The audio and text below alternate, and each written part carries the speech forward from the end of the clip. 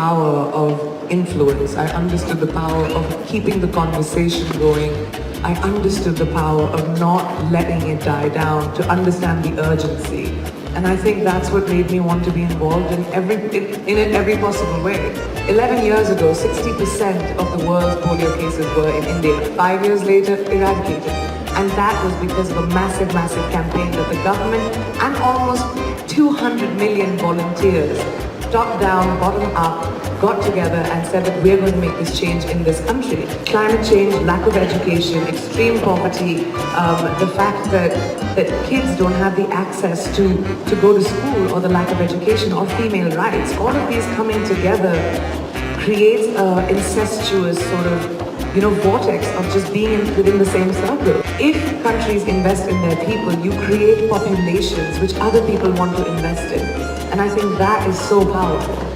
I think what I love about the Global Citizen module is that it has taken technology, which is at the forefront of our generation, obviously, and used that to give citizens, everyday citizens, the ammunition and the knowledge to be able to be agents of change, to implore and demand change from the governments that promised it. And that is the power of technology today. People like Bill Gates, people like Warren Buffett have shown us that philanthropy and people can make phenomenal impact.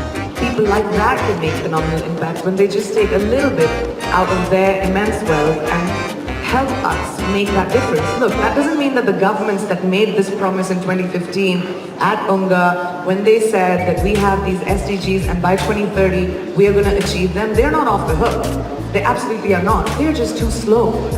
We are 5 years into this promise and we're completely off track. We have 10 years, like they said, to make $350 billion annually to be able to reach a place where we can eradicate extreme poverty, and not even just poverty.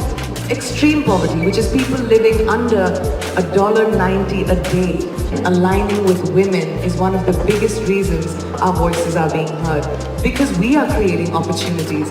The lack of opportunity is what made women quiet.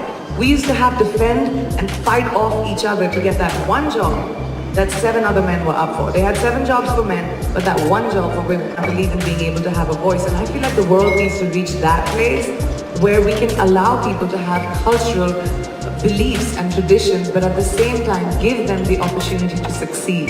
They don't have to be mutually exclusive.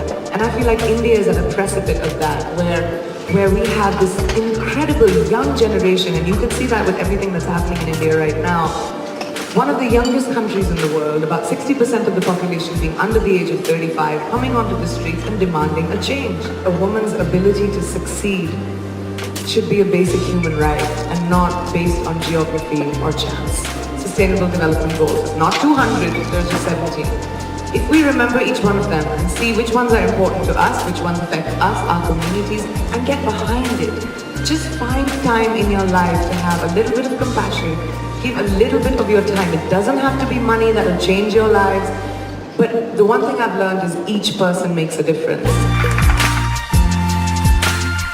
I understood the power of influence. I understood the power of keeping the conversation going.